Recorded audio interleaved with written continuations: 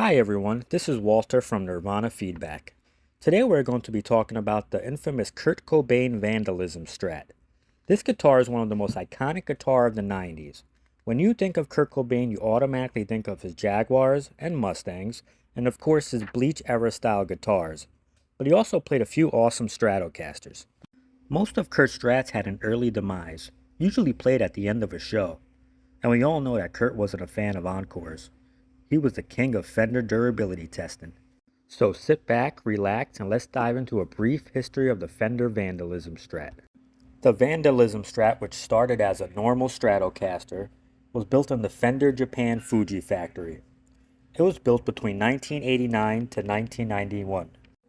Pickguards were much harder to source back in the 90s, so the pickguard was modified to fit the Seymour Duncan 59N humbucker. Black knobs were also sourced to finish up the accessory look. After the accessories, the main components of the guitar are the rosewood neck and the mahogany body. We can visually see the pickup selector switch and the black tone knob are missing. And I'm pretty sure Kurt Cobain used the gray electrical tape to keep the strap from falling off during his performance. We can also see that the Fernandez neck does make an appearance, but we will dive into that a little later on. Now we are going to talk about a few key performances. We have to mention the first appearance of the guitar. That was on June 10th, 1991 at the Gothic Theater in Englewood, Colorado. Another notable show is August 15th, 91 at the Roxy. This show is notable because it is the first time we see the infamous bumper sticker. Vandalism, beautiful as a rock in a cop's face, courtesy of the Feeders, Office of Anti-Public Relations. In punk rock fashion, Kurt was often sarcastic and very contradicting. He didn't like being taken seriously or looked into all that much, but we can all agree this sticker made a statement. Kurt was all about loving your neighbors and respecting each other for what you are or who you are. So don't take it too seriously.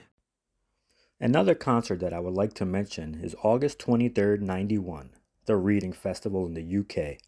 This concert was roughly 1 month before the release of Nevermind, and for many, this was their first time hearing the classic songs from Nevermind. They played Smells Like Teen Spirit, Come As You Are, Drain You, and Breed. Just imagine being at that concert before the Nirvana Mania explosion. Another mention is August 25th, 91, just 2 days after the Reading Festival. This was in Belgium at the Pukkelop Festival. This show was known for the iconic Kurt poster with him crouching down holding the Vandalism Strat. I think one time or another we all looked this up on the internet. So now in Kurt fashion, in August 29th or the 30th in Germany, the Vandalism Strat was smashed for the first time. So now we get to see the infamous Fernandez neck. On October 25th at the Rock for Choice Benefit Hollywood show, we see the added duct tape and the Fernandez neck. Next up, we have one of Nirvana's most popular concerts, Halloween Night 1991 at the Paramount. Because of this show, most people think the Fernandez neck was the original neck on the Vandalism Strat. In reality, it was a Fender, but it was replaced to a Fernandez. Now, Kurt being Kurt, at the end of the Paramount show during the song Endless Nameless, Kurt Cobain smashed the Vandalism Strat for the second time. So as of now, we got to see the original Fender neck, the replacement Fernandez neck, and now we get to take a look at the blank Kramer neck on 11/25 at the Paladicio Amsterdam show.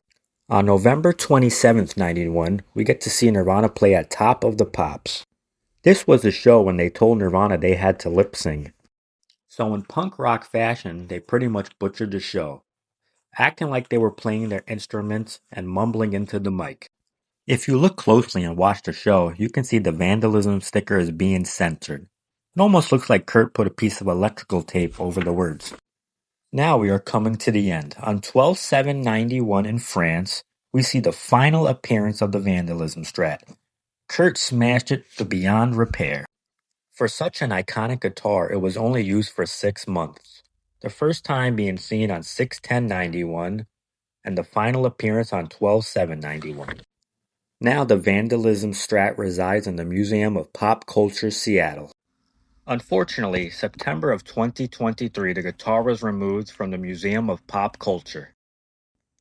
Thank you for coming on this journey with me about the Vandalism Strat. I have been a big Nirvana fan since the early 90s, and Kurt and Nirvana mean so much to me. If you would like more of these videos, please like, comment, share, and of course subscribe. Thank you for watching. Walter from Nirvana Feedback.